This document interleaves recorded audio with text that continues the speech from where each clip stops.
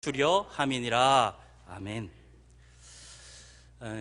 우리 신종 코로나19가 가져온 정말 수많은 변화들이 있습니다. 그죠?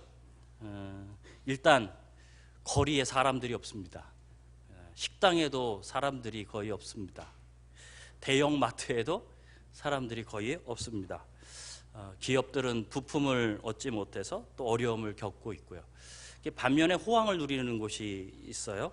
마스크는 품귀 현상입니다. 구하기 힘듭니다. 가격도 갑자기 막 배로 올라갑니다.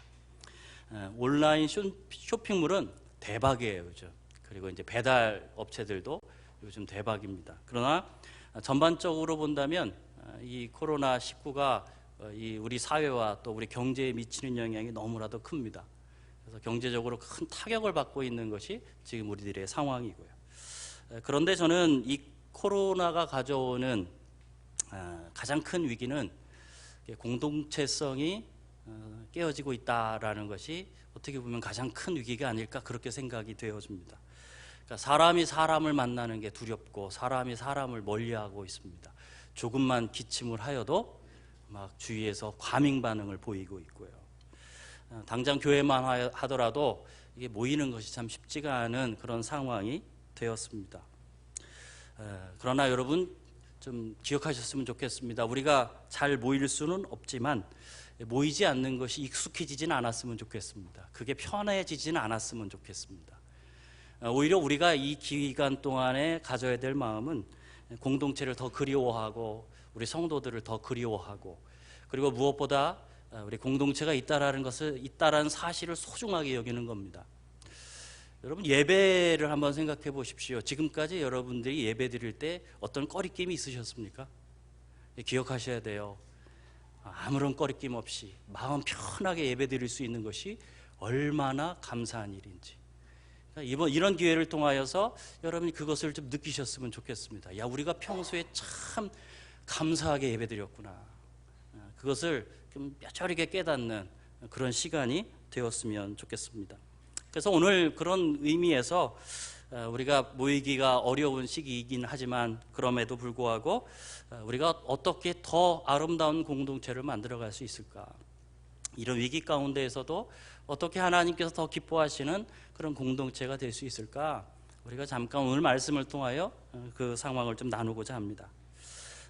어떻게 보면 사실 우리는 이제 다시 어떻게 보면 다락방을 시작하고 있지 않습니까? 참 모이기도 어려운 상황이긴 합니다만, 그러나 이런 가운데에 정말 더 좋고 더 아름다운 공동체로 이루어지기 위해서는 사실 다락방들 안에서 섬김이 참 익숙해지는 것입니다. 그러니까 섬김이 익숙한 다락방들이 되었을 때 사실은 교회도 어떻게 보면 더 아름다운 공동체가 되어갈 것입니다. 하지만 우리가 섬긴다라는 것, 그것은 결코 익숙한 것이 아닙니다. 여러분, 섬기는 것은 익숙하지 않습니다. 이런 모습을 어디서 오늘 본문을 통해 발견하냐면 3년 동안 예수님을 따라다녔던 이 제자들에게서 발견합니다. 야, 섬긴다라는 것이 참 익숙하지 않고 이게 쉬운 일이 아니구나라는 것을요. 오늘 본문에는 세베대의 아들을 말씀하죠. 야고보와 요한입니다. 이들은 누구냐면 예수님의 이종사촌들입니다. 마태복음을 보면 이 두 사람이 자신들의 어머니죠. 예수님으로 따진다면 이모가 될 거예요. 어머니를 대동해서 예수님께 청탁하는 모습이 나옵니다. 예수님께서는 36절에서 그들을 향하여서 이렇게 말씀합니다. 너희에게 무엇을 하여 주기를 원하느냐? 무엇을 원하기에 나에게 왔느냐? 이렇게 물어보시는 것입니다. 예수님께서 그들이 원하시는 것을 몰라서 물어보셨을까요? 아닙니다. 무엇을 원하는지 잘 알고 계십니다. 그런데 예수님께서 이렇게 물어보신 이유는 그들이 무엇을 원하는지 분명하게 더 드러내기 위한 것입니다. 그리고 그들이 원하는 것이 잘못된 요구라는 사실을 더 분명하게 선명하게 드러내 보여주시기 위해서 그들에게 뭘 원하냐, 그렇게 물어보고 계시다라는 것입니다. 이 형제들이 요구하는 것은 다른 것이 아닙니다. 예수님께서 메시아 왕국, 다시 말하면 정치적인 왕국을 세울 때에 하나는 우편에 앉게 해주시고 하나는 좌편에 앉게 해주십시오. 그래서 그 자리에서 세상의 영광을 누리게 해주십시오. 그것이 이 두 제자가 원했던 것입니다. 지금 예수님은 예루살렘으로 올라가고 계십니다. 그런데 아마도 이 두 형제는 예수님께서 지금 예루살렘에 올라가셔서 그곳에서 정치적인 메시아로서 정말 정치적인 나라를 세우실 것이다 라고 그렇게 예상했던 것 같아요. 그러니까 지금 예루살렘에 올라가서 주님이 나라 세울 텐데 그때에 우리에게 한 자리씩 좀 주세요. 그것을 요구하고 있다라는 것입니다. 그러면 그 외에 다른 제자들은 어떠했을까요? 어떤 마음이었을까요? 사실 다른 제자들도 별반 다르지 않습니다. 41절 말씀을 보시면 우리 41절 말씀을 같이 읽어보겠습니다. 41절입니다. 같이 읽습니다. 시작. 야고보와 이 다른 제자들이 화가 난 이유는 이 두 제자가 엉뚱한 것을 요구하기 때문이 아닙니다. 사실 다른 제자들도 이 두 제자들과 같이 요구하는 것이 같았습니다. 그것을 원하고 있었어요. 그들도, 다른 제자들도 예수님께서 예수님의 나라를 세울 때 자신들도 높은 자리 한 자씩 좀 차지하고 싶은 그런 마음이 동일하게 그들에게 있었습니다. 그런데 무엇이 그들을 화나게 만들었냐면 이 두 제자가 예수님의 친척이라는 관계를 앞세워서 먼저 선수를 친 겁니다. 그게 화가 나는 겁니다. 나쁜 놈들 이러면서요. 42절에도 나와 있습니다만 제자들이 원하는 게 뭐냐면 그 당시에 통치자들과 같은 그런 자리에 앉고 싶다라는 것입니다. 그러니까 그 당시의 통치자들, 그런 통치자들의 자리에 자신들도 앉고 싶다라는 것이죠. 그러면 그 당시의 통치자들은 누구였을까요? 권세자들이 누구입니까? 그들은 바로 제자들을 비롯하여서 유대인들을 강압적으로 통치했던 사람들입니다. 그러니까 다시 말하면 이 제자들은 그 당시에 통치자들 때문에 고통을 받고 있었습니다. 그런데 정말 아이러니한 거예요. 자신들도 그런 통치자가 됐으면 좋겠다라는 겁니다. 그걸 요구하고 있다라는 것입니다. 4월이면 이제 21대 총선거가, 국회의원 총선거가 이루어지고 있지 않습니까? 우리가 4년마다 경험하는 게 뭐냐면 선거 때는 국민의 종이 되겠습니다. 그런데 선거 끝나고 나면 모두 다 국회의원에 대해서 우리가 실망하지 않습니까? 처음에는 종처럼 할 것처럼 하지만 그러나 자리에 올라가면 변하더라는 것입니다. 이것이 세상 나라의 특징이다라는 거죠. 이것이 세상 나라의 특징입니다. 그러면 우리는 어떨까요? 여러분은 어떠십니까? 여러분은 어떠실 것 같아요? 우리도 다르지 않죠. 정말 다르지 않습니다. 야고보와 요한처럼 아예 대놓고 드러내지 않을 뿐이죠. 사실 우리도 열제자들과 비슷해요. 은근히 높아지는 것이 좋습니다. 우리 은근히 높아지는 거 좋아합니다. 누군가 위에 군림하는 것 좋아합니다. 그렇게 하고 싶습니다. 이것은 세상 나라에서 너무나도 익숙한 일이고 사실 너무나도 자연스러운 일입니다. 세상 나라는 그렇습니다. 이게 자연스러운 거예요. 그래서 예수님께서 오늘 본문에서 제자들에게 세상 나라의 가치가 아니라 하나님 나라의 참된 가치를 가르쳐주고 계십니다. 43절, 44절 이 두 절 말씀을 우리 한 목소리로 같이 크게 읽겠습니다. 같이 읽습니다. 시작. 너희 중에는 그렇지 않을지니 너희 중에 누구든지 크고자 하는 자는 너희 중에 누구든지 으뜸이 되고자 하는 자는 모든 사람의 종이 되어야 하리라. 세상은 높은 자리에 있는 사람이 큰 자처럼 보입니다. 그리고 높은 자리에 있는 사람이 큰 자로 여겨집니다. 그러나 하나님 나라는 그렇지 않다라고 말씀합니다. 하나님 나라는 그렇지 않다. 하나님 나라에서는 섬기는 자가 가장 큰 자요, 섬기는 자가 으뜸이다. 이렇게 말씀하고 있다라는 것입니다. 하지만 이것이 우리에게는 결코 자연스럽지도 않고 익숙한 것도 아니라는 것입니다. 다시 말씀드리면 우리에게 익숙한 것은 누군가 위에 군림하는 겁니다. 그냥 가만 내버려 두면 우리는 그런 자리로 갑니다.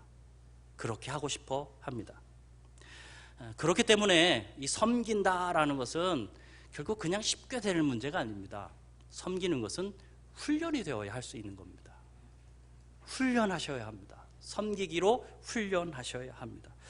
그렇다면 이것을 여러분 어디서 우리는 훈련할 수 있을까요? 사람을 섬기는 것을 여러분 어디서 훈련하실 수 있겠습니까? 저는 여러분에게 다락방을 추천드리는 겁니다. 다락방에 속하십시오. 왜 그렇습니까?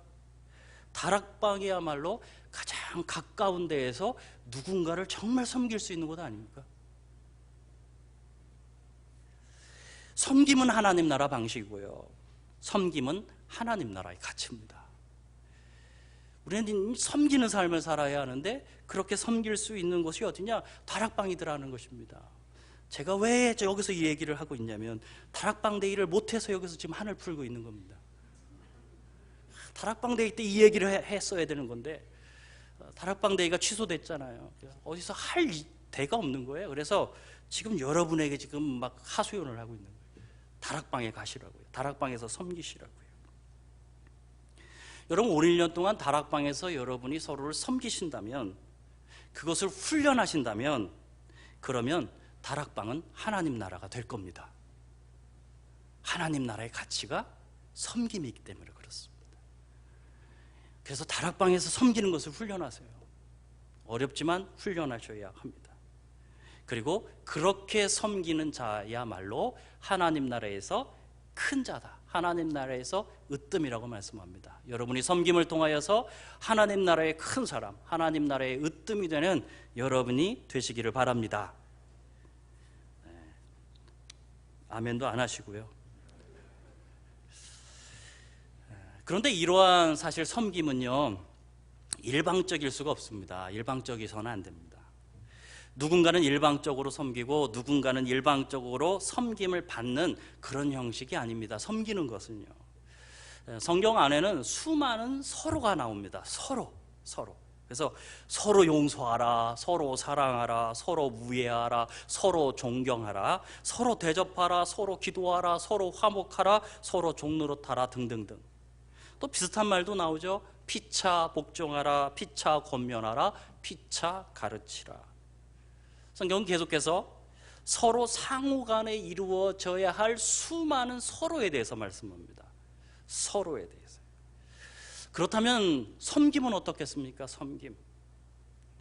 예수님께서는 지금 예루살렘으로 올라가고 계세요. 그리고 예수님은 예루살렘에 올라가셔서 유월절 만찬을 제자들과 함께 지내게 될 것입니다. 그때 예수님께서 제자들의 발을 씻겨주시면서 이렇게 말씀하셨습니다. 요한복음 13장 14절 말씀입니다. 우리 같이 큰 목소리를 읽겠습니다. 자, 시작. 내가 주와 또는 선생이 되어 너희 발을 씻었으니 발을 씻어 주는 것이 옳으니라. 예수님께서 발을 씻겨주셨다, 제자들의 발을 씻겨주셨다라는 것은 예수님께서 제자들의 종이 되셨다, 예수님께서 제자들을 섬겨주셨다라는 것입니다. 그리고 말씀하는 겁니다.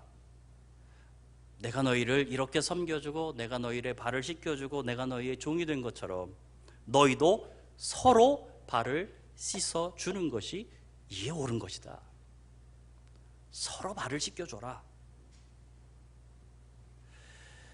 예수님은 이 제자들에게 서로 종이 되라고 말씀하는 겁니다. 서로 섬겨야 한다라고 말씀하고 있는 것입니다. 다시 말해 다락방에서 우리가 섬겨야 하는데요, 이 섬김은 일방적인 섬김이 아닙니다. 어떤 섬김이라고요? 서로를 섬기는 섬김입니다. 여러분의 다락방이 여러분 그런 다락방 되셨으면 좋겠습니다. 함께 모이면 서로 섬기는 다락방. 여러분 신종 코로나 바이러스 이 사태를 겪으면서 여러분은 요즘 어떤 생각을 하십니까? 두려우십니까? 떨리십니까? 공포감이 막 찾아오십니까? 저는 이번 코로나19 사태를 보면서요, 인간이 참 연약한 존재구나라는 것을 더 깊게 느끼고 있습니다. 정말 연약한 존재구나. 눈에 보이지 않는, 그러니까 너무 작아서 눈에 보이지도 않아요. 보이지 않는 이 바이러스 하나 때문에 막 사람들이 벌벌 떠는 모습을 바라보면서 이게 우리 모습이구나, 이게 우리구나라는 것들을 느끼게 돼요. 사망률이 낮을 뿐이죠. 여러분, 조선시대 역병이 막 돌아서 속수무책이었던 때와 지금 뭐가 다른 겁니까? 그 두려움과 공포 똑같지 않습니까? 저는 인간이 정말 위대한 존재 같지만 참 연약한 존재에 그치는구나. 연약한 존재, 그러니까 연약하게 그지없는 존재라는 사실을 이번 코로나19를 통해서 아주 뼈저리게 느끼고 있는 겁니다. 참 우리가 연약하구나. 연약하다. 여러분, 왜 우리가 서로 섬김이 필요한 줄 아십니까? 우리가 서로 연약하기 때문에 그렇습니다. 서로 정말 연약한 존재이기 때문에 서로 섬기는 게 필요한 겁니다. 예수님께서 이 땅에 오신 이유가 무엇일까요? 주님께서 이 땅에 오신 이유가 뭡니까? 오늘 본문 45절 말씀에 그 이유를 우리에게 분명하게 말씀합니다. 45절 말씀을 우리 크게 한 목소리로 같이 읽겠습니다. 45절입니다. 시작. 인자가 온 것은 섬김을 받으려 함이 아니라 도리어 섬기려 하고 자기 목숨을 많은 사람의 대속물로 주려 함이니라. 예수님께서 이 땅에 오신 이유는 인간이 예수 그리스도의 대속적인 그 죽음, 다시 말하여 대속적인 섬김이 아니면 절대로 구원받을 수 없는 존재이기 때문에 그렇습니다. 우리는 죄에 무능합니다. 우리는 죽음 앞에 무능하고 우리는 심판 앞에 무능합니다. 우리는 그 앞에 너무나도 연약한 존재입니다. 그래서 예수 그리스도께서 그런 우리를 섬기기 위해서 이 땅에 오셨다라는 것입니다. 우리가 너무 연약한 존재이기 때문에요. 그 연약한 존재인 우리를 섬기기 위해서 예수님께서 이 땅에 오셨다. 이렇게 그 목적을 말씀해 주고 있는 것입니다. 이와 같이 여러분, 우리는 누군가의 섬김이 아니면 살아갈 수 없는 존재들입니다. 혼자 살아갈 수 없습니다. 우리는 서로 무능합니다. 우리는 서로 연약합니다. 그러므로 우리는 서로 섬겨야 합니다.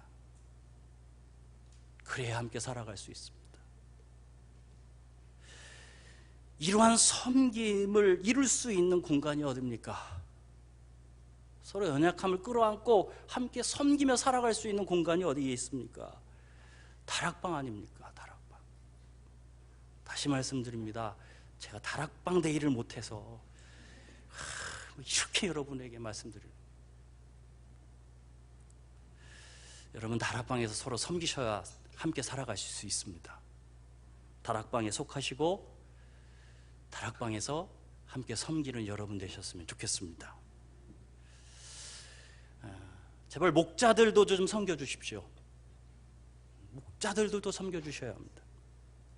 여러분, 다락방 목자가 왜 힘든 줄 아세요? 여러분, 왜 힘들 것 같아요? 그것은 목자가 일방적으로 섬겨야 한다라고 생각되어지기 때문에 목자가 힘든 겁니다. 그리고 다락방 가족들도 은근히 그렇게 실제적으로 요구합니다. 우리를 섬겨주세요. 그렇게. 그러니까 대놓고 그렇게 요구한다고요. 여러분, 물론 다락방 목자는 섬기는 사람입니다.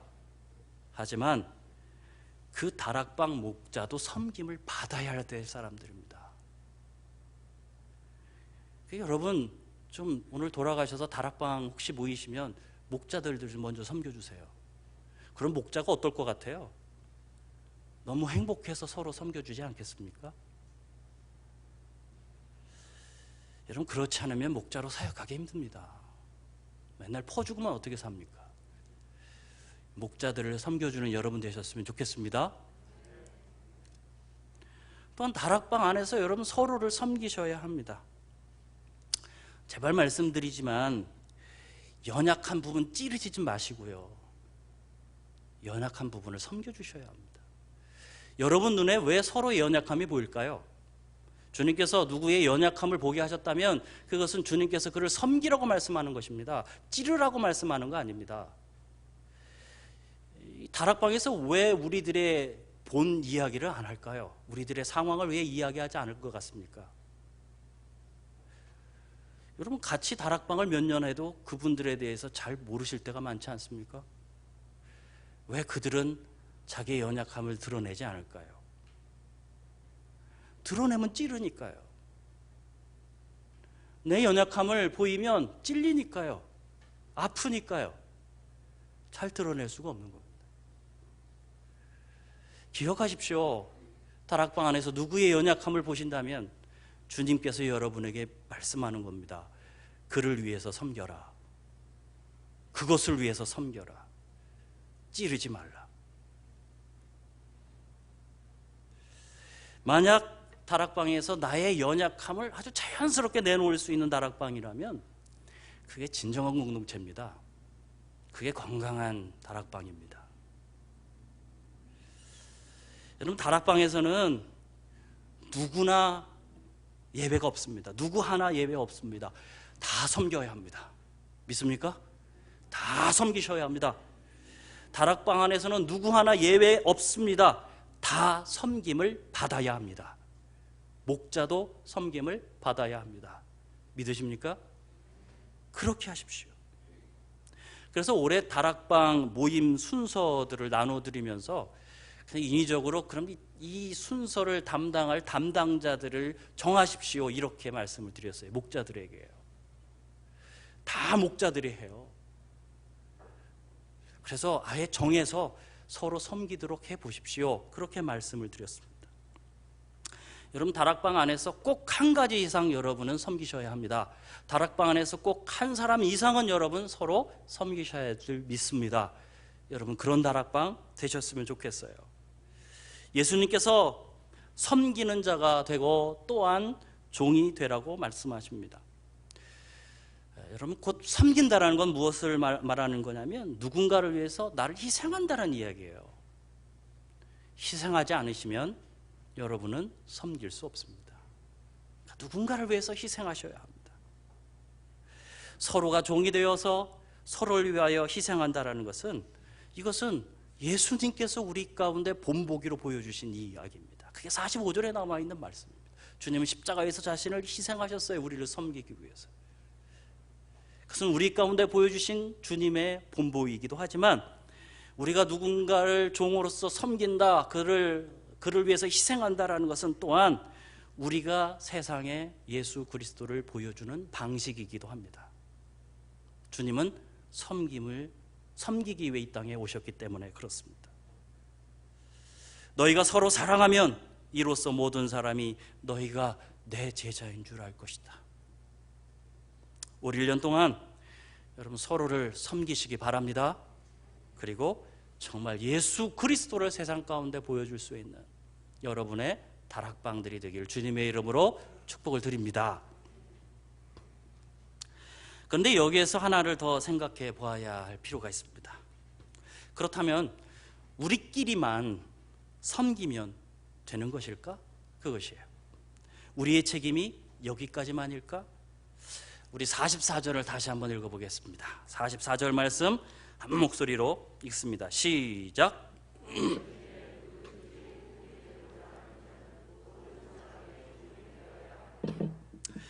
지금 예수님께서는 누구에게 말하냐면 제자들에게 말합니다. 제자 공동체에게 말합니다. 근데 제자 공동체에게 말하는 말씀이 뭐냐면 모든 사람이 종이 되라는 것입니다.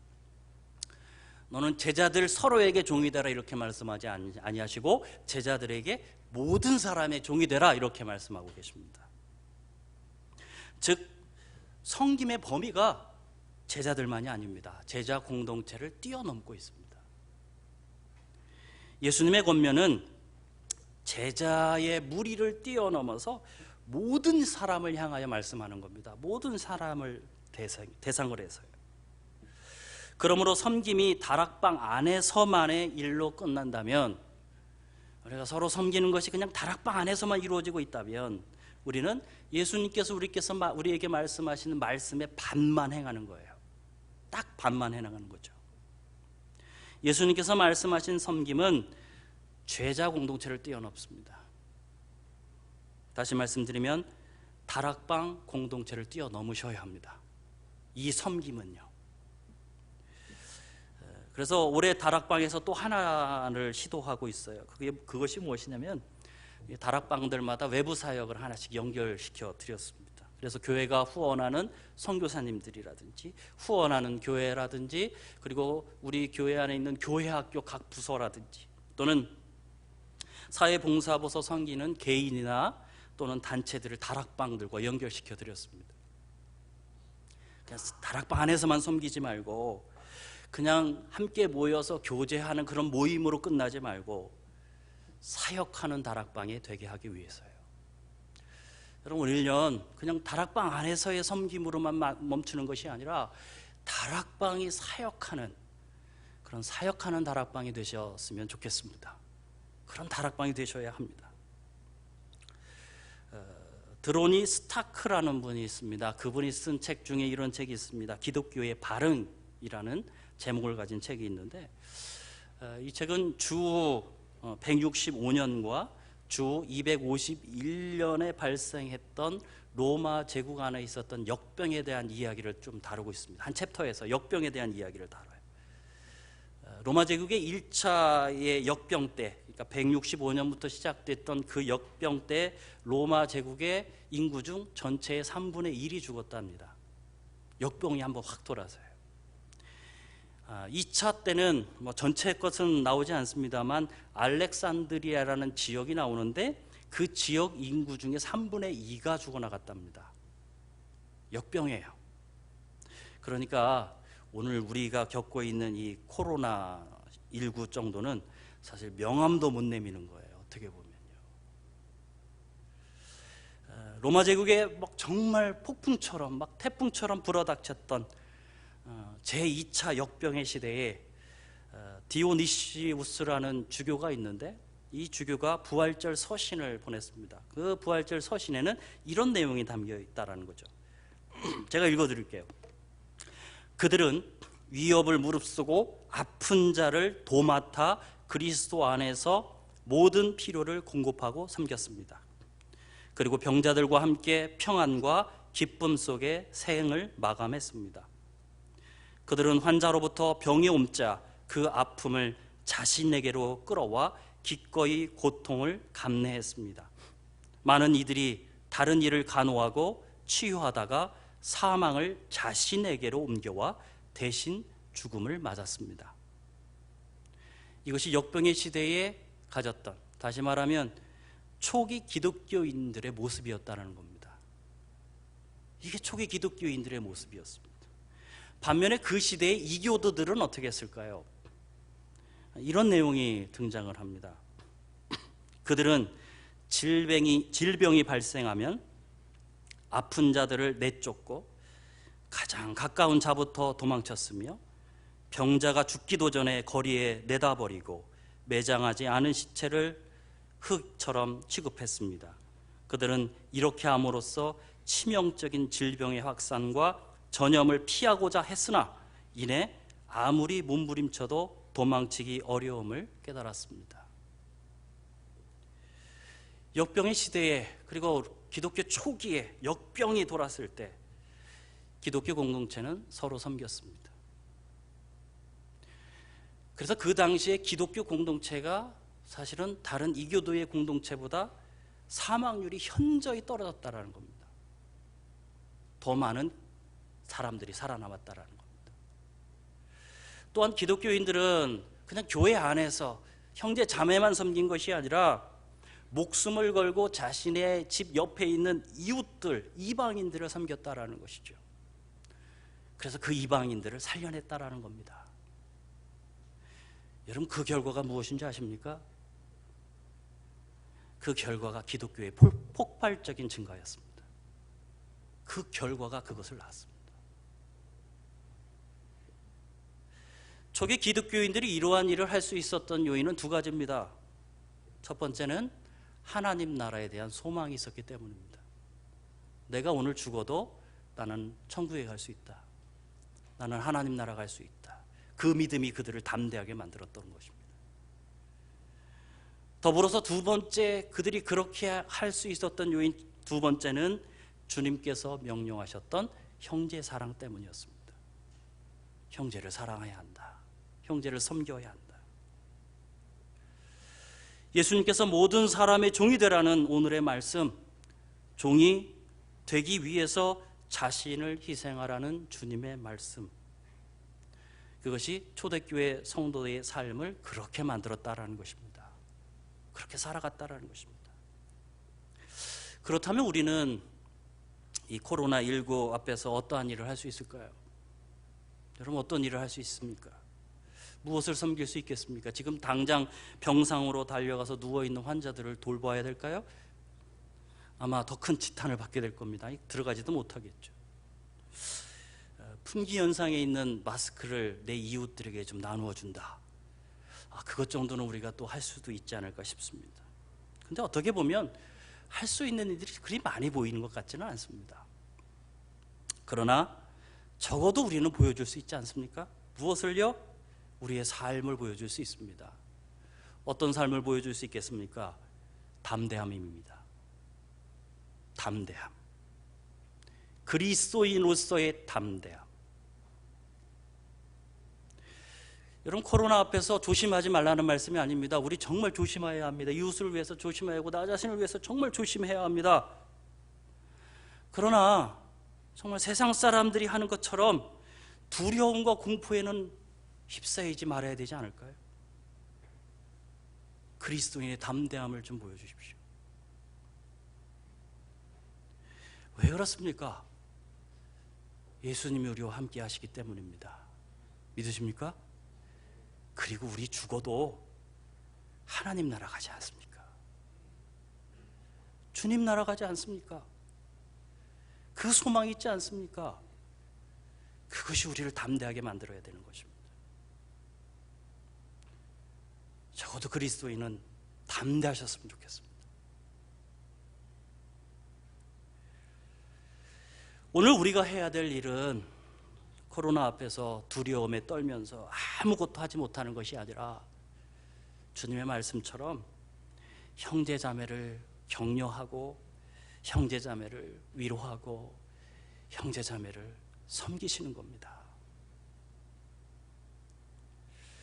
또한 두려움에 떨고 있는 이 세상 가운데에 정말 이렇게 살 수 있다는 것을 여러분이 보여주시는 겁니다. 그들을 섬길 수 있는 일들에 대해서 우리가 고민해야 되지 않을까요? 교회가 고민해야 되지 않을까요? 여러분, 코로나만이 아니지 않습니까? 이때만이 아닙니다. 사실은 우리는 계속해서 세상을 위해서 무엇을 할까 사실 고민해야 되는 사람들입니다. 예수님은 모든 사람의 종이 되라 말씀하셨습니다. 그들을 섬기라고 말씀하셨습니다. 여러분, 구체적인 방법 우리가 즉시 찾아내지 못한다 할지라도 적어도 다락방에서 함께 기도할 수는 있지 않습니까? 세상을 위해서. 성도 여러분, 다락방이 그런 곳이 되셨으면 좋겠습니다. 연약한 우리 마음에 힘을 얻고 위로가 되고 격려하고, 그래서 서로 섬김을 통하여서 굳건히 이 코로나를 이겨나가고, 또 세상을 위해 우리가 무엇을 할 수 있을까 고민도 해보는, 그래서 세상을 위해서 사역하는 그런 다락방이 되시길 바랍니다. 성도 여러분, 코로나19 정말 조심하셔야 합니다. 조심하십시오. 그러나 예수님보다 코로나를 더 묵상하지는 마십시오. 요즘 보니까 예수님보다 코로나를 더 묵상하시는 것 같더라고요. 여러분, 코로나 묵상하고 또 묵상하면요, 딱 한 가지 나옵니다. 무섭다, 이렇게 나옵니다. 두렵다. 그러나 예수님 묵상하면 어떨까요? 예수님 묵상하면 마음이 담대해질 것입니다. 우리 그렇게 이겨나가야 합니다. 믿으십니까? 우리 주님을 더 묵상하면 섬기는 자가 되라는 예수님의 말씀이 우리 눈에 들어올 겁니다. 그래서 먼저 다락방 가족을 섬기십시오. 어려운 때지만 전화 한 통이라도 좀 해서 건강 어떠냐 물어보실 수 있지 않습니까? 힘들지 않냐 물어보실 수 있지 않습니까? 함께 모이지 못한다 할지라도요. 그렇게 여러분 서로를 섬기시며 그 힘으로 우리가 이겨나가야 되지 않을까요? 또한 다락방들이 이웃들을 섬기시기 바랍니다. 세상을 섬기는 겁니다. 여러분의 옆에 있는 이웃들의 안부를 묻고 그들을 위해서 기도해주고 그들을 섬기는 것입니다. 섬김은 예수님께서 이 땅에 오신 목적이라고 말씀하셨습니다. 그러므로 우리가 제대로 섬기면 세상이 예수 그리스도를 보게 될 겁니다. 우리가 섬기면 세상이 예수님을 보는 겁니다. 여러분, 코로나19로 위축되고 연약한 우리가 아니라 서로 섬겨줌을 통해서 담대한 성도들 되셨으면 좋겠습니다. 주님 의지하고 정말 서로 섬김을 통해서 이 어려움을 함께 이겨나가고 승리하는 성도들 되셨으면 좋겠습니다. 그런 다락방이 되시고 그런 우리 형제교회가 되기를 주님의 이름으로 축복을 드립니다. 시간 함께 기도드리겠습니다. 주님, 참으로 감사를 드립니다. 이번 코로나19 사태를 우리가 겪으면서 우리 형제자매가 함께 다락방으로 모인다라는 것이 얼마나 감사한 것인지 깨닫습니다. 우리가 정말 편안하게